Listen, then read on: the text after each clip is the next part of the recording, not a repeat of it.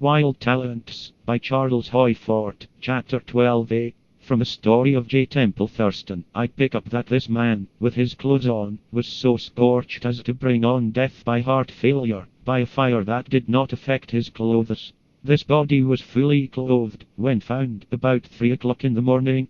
Thurston had not been sitting up, drinking. There was no suggestion that he had been reading.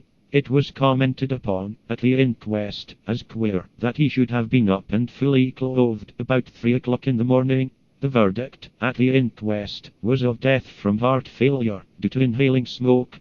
The scorches were large red patches on the thighs and lower parts of the legs. It was much as if, bound to a stake, the man had stood in a fire that had not mounted high. In the burning house, nothing was afire in Thurston's room. Nothing was found, such as charred fragments of nightclothes, to suggest that, about 3 o'clock, Thurston, awakened by fire elsewhere in the house, had gone from his room, and had been burned, and had returned to his room, where he had dressed, but had then been overcome. It may be that he had died hours before the house was afire. It has seemed to me most fitting to regard all accounts in this book as stories. There has been a permeation of the fantastic, or whatever we think we mean by untrueness. Our stories have not been realistic, and there is something about the story of J. Temple Thurston that, to me, gives it the look of the revised story. It is as if, in an imagined scene, an author had killed off a character by burning, and then, thinking it over, as some writers do, had noted inconsistencies, such as a burned body, and no mention of a fire anywhere in the house. So then, as an afterthought, the fire in the house. But, still, such an amateurish negligence in the authorship of this story, that the fire was not explained.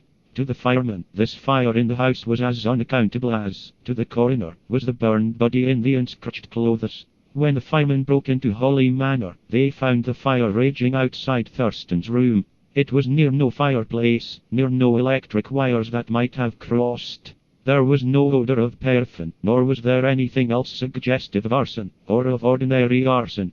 There had been no robbery. In Thurston's pockets were money and his watch. The fire, of unknown origin, seemed directed upon Thurston's room, as if to destroy, clothes and all, this burned body in the unscorched clothes. Outside, the door of this room was blazing when the firemen arrived. We have had other stories of unaccountable injuries. According to them, men and women have been stabbed, but have not known until later that they were wounded.